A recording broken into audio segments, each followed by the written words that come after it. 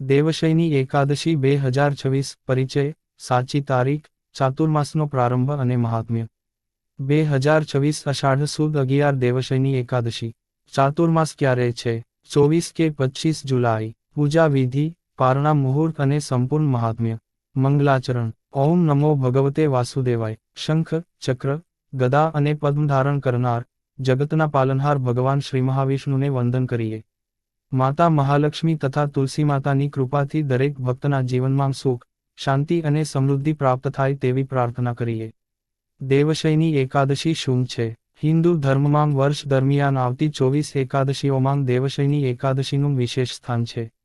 આ એકાદશીને હરિશયની એકાદશી, પદ્મા એકાદશી અથવા આષાઢી એકાદશી પણ કહેવામાં આવે છે. આ દિવસે ભગવાન શ્રીવિષ્ણુ ક્ષીરસાગરમાં શેષનાગની શૈયા પર યોગનિદ્રામાં પ્રવેશ કરે છે. ત્યારથી 4 મહિના સુધી દેવતાઓના વિશેષ શુભ કાર્યો સ્થગિત માનવામાં આવે છે. આ સમયને ચાતુર્માસ કહેવામાં આવે છે. 2026 માંગ દેવશયની એકાદશી ક્યારે છે? વર્ષ 2026 માંગ દેવશયની એકાદશી 25 જુલાઈ, શનિવારે ઉજવાશે. ઘણા લોકો 24 કે 25 જુલાઈ અંગે મૂંઝવણ અનુભવે છે, પરંતુ ઉદયતિથિ પ્રમાણે વ્રત 25 જુલાઈ 2026ના રોજ કરવામાં આવશે. આ જ દિવસથી ચાતુર્માસનો પ્રારંભ થશે. ચાતુર્માસ શું છે? ચાતુર્માસ એટલે 4 પવિત્ર મહિનાનો સમય. આ સમયગાળો દેવશયની એકાદશીથી શરૂ થઈને દેવઉઠી, પ્રબોધિની એકાદશી સુધી ચાલે છે. આ 4 મહિના દરમિયાન ભગવાન શ્રીવિષ્ણુ યોગનિદ્રામાં હોય છે એવી ધાર્મિક માન્યતા છે. તેથી લગ્ન, ગૃહપ્રવેશ અને અન્ય માંગલિક કાર્યો સામાન્ય રીતે ટાળવામાં આવે છે. ચાતુર્માસનું મહત્વ. ચાતુર્માસ દરમિયાન ભક્તિમાં વધારો કરવો, જપ તપ કરવો, દાન કરવું, શ્રીમદ ભાગવતનું શ્રવણ કરવું, ગીતા પાઠ કરવો, વિષ્ણુ સહસ્રનામનો પાઠ કરવો, તુલસી પૂજન કરવું, આ બધું અત્યંત શુભ માનવામાં આવે છે. દેવશયની એકાદશીનું પૌરાણિક મહાત્મ્ય. પદ્મપુરાણ, સ્કંદપુરાણ અને ભવિષ્યોત્તર પુરાણમાં આ એકાદશીનું વિશેષ વર્ણન મળે છે. ભગવાન શ્રીકૃષ્ણે યુધિષ્ઠિરને જણાવ્યું હતું કે જે ભક્ત આ એકાદશીનું વ્રત કરે છે તેને હજારો અશ્વમેઘ યજ્ઞ જેટલું પુણ્ય પ્રાપ્ત થાય છે. આ દિવસે ઉપવાસ કરીને ભગવાન વિષ્ણુની આરાધના કરવાથી પાપોનો નાશ થાય છે, પિતૃઓ પ્રસન્ન થાય છે, ધનની વૃદ્ધિ થાય છે, સુખ શાંતિ મળે છે, અંતે વૈકુંઠધામની પ્રાપ્તિ થાય છે. ભગવાન વિષ્ણુ શા માટે સૂઈ જાય છે? આ પ્રશ્ન ઘણા લોકો પૂછે છે. ભગવાન ક્યારેય સામાન્ય મનુષ્યની જેમ ઊંઘતા નથી. તેઓ યોગનિદ્રામાં પ્રવેશ કરે છે. યોગનિદ્રાનો અર્થ છે સમગ્ર સૃષ્ટિનું આંતરિક સંચાલન. આ સમય દરમિયાન ભક્તોએ વધુ ભજન, જપ અને તપ કરવાનું કહેવાયું છે. દેવશયની એકાદશીનું આધ્યાત્મિક રહસ્ય. ભગવાન વિષ્ણુનું શયન આપણને એક સંદેશ આપે છે. જીવનમાં પણ થોડો સમય બહારની દોડધામ છોડીને આત્મચિત્કાર, ધ્યાન, ભજન, સદાચાર તરફ આગળ વધવું જોઈએ. આથી ચાતુર્માસને આધ્યાત્મિક સાધનાનો સમય માનવામાં આવે છે. દેવશયની એકાદશીનું વ્રત કોણ કરી શકે? આ વ્રત પુરુષ, મહિલા, યુવાનો, વૃદ્ધ, વિવાહિત, અવિવાહિત દરેક વ્યક્તિ કરી શકે છે. શારીરિક તકલીફ હોય તો ફળાહાર અથવા એકટાણું કરીને પણ ભગવાનની ભક્તિ કરી શકાય. આ વ્રત કરવાથી મળતા ફળ. દેવશયની એકાદશીનું વ્રત કરનારને ભગવાન વિષ્ણુની કૃપા મળે છે, માતા લક્ષ્મીની કૃપા મળે છે, ઘરમાં સુખ સમૃદ્ધિ આવે છે, આર્થિક મુશ્કેલીઓ ઓછી થાય છે, પાપોનો નાશ થાય છે, સંતાન સુખ મળે છે, મનની શાંતિ મળે છે, અંતે મોક્ષની પ્રાપ્તિ થાય છે. દેવશયની એકાદશીનો સંદેશ. આ દિવસ આપણને શીખવે છે કે જીવનમાં નિયમ હોવો જોઈએ, સાત્વિક આહાર લેવો જોઈએ, ભગવાનનું સ્મરણ કરવું જોઈએ, દયા અને દાનનો સ્વભાવ રાખવો જોઈએ, માતા પિતાની સેવા કરવી જોઈએ. આ જ સાચું ચાતુર્માસનું પાલન છે. દેવશયની એકાદશી 2026 ભાગ 2. સંપૂર્ણ પૂજા વિધિ, સંકલ્પ, પૂજાની સામગ્રી, મંત્રો, આરતી, ઉપવાસના નિયમો અને ચાતુર્માસના નિયમો. ઓમ શ્રી ગણેશાય નમઃ. ઓમ નમો ભગવતે વાસુદેવાય. દેવશયની એકાદશીના દિવસે ભગવાન શ્રીવિષ્ણુની ભક્તિભાવથી પૂજા કરવાથી અનંત પુણ્ય પ્રાપ્ત થાય છે. આ દિવસથી ચાતુર્માસનો પ્રારંભ થતો હોવાથી પૂજા અને સંકલ્પનું વિશેષ મહત્વ છે. દેવશયની એકાદશીની પૂજા માટે જરૂરી સામગ્રી. પૂજા શરૂ કરતા પહેલાં નીચેની સામગ્રી તૈયાર રાખો.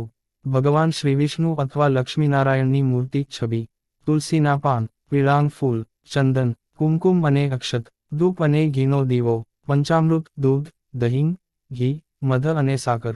ગંગાજળ, ફળ અને સૂકો મેવો, નૈવેદ્ય, ખીર અથવા મીઠાઈ, નારિયેળ, કેળા, પીળું વસ્ત્ર, પ્રસાદ, આરતીની થાળી. સવારે શું કરવું? બ્રહ્મ મુહૂર્તમાં ઉઠીને ભગવાનનું સ્મરણ કરો.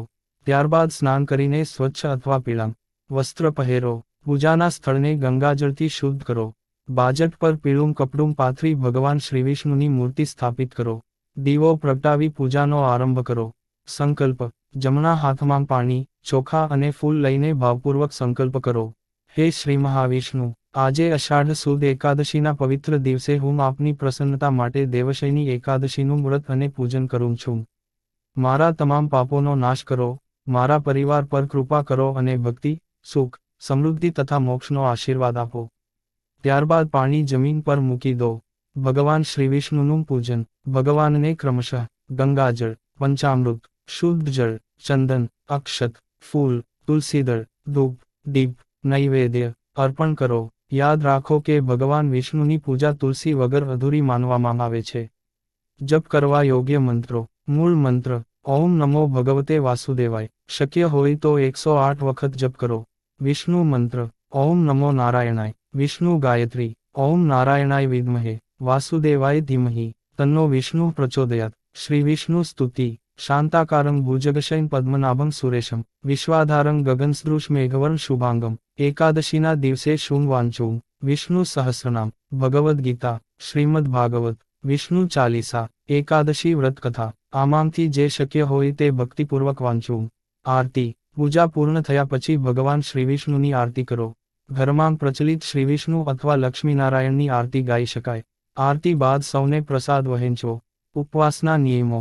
દેવશયની એકાદશીના દિવસે સાત્વિક જીવન જીવવું, ક્રોધ ન કરવો, અસત્ય બોલવું નહીં, લસણ, ડુંગળી, માંસાહાર અને દારૂનો ત્યાગ કરવો, ચોખાનું સેવન ટાળવું, ભગવાનનું સતત સ્મરણ કરવું, જરૂરિયાતમંદોને દાન કરવું. ઉપવાસ કેવી રીતે કરવો?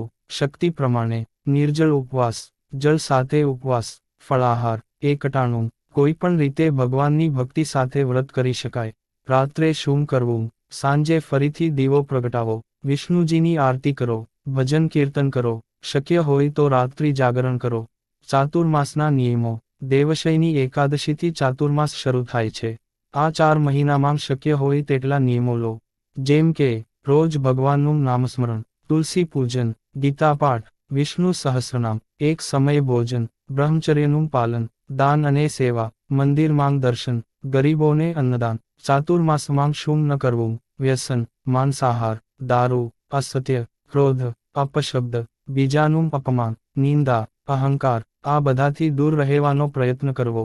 પારણા ક્યારે કરવું? એકાદશીનું વ્રત દ્વાદશીના દિવસે શુભ પારણા મુહૂર્તમાં પૂર્ણ કરવું. પારણા પહેલાં ભગવાન શ્રીવિષ્ણુની પૂજા કરીને તુલસીયુક્ત જળ ગ્રહણ કરો. ત્યારબાદ સાત્વિક ભોજનથી વ્રત પૂર્ણ કરો.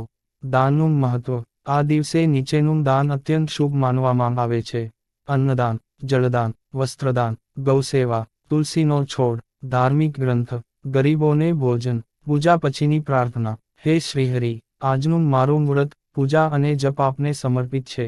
મારી ભૂલો ક્ષમા કરજો. મારા પરિવાર પર કૃપા વરસાવજો, ભક્તિનો આશીર્વાદ આપજો અને જીવનમાં સદાય ધર્મના માર્ગે ચાલવાની શક્તિ આપજો.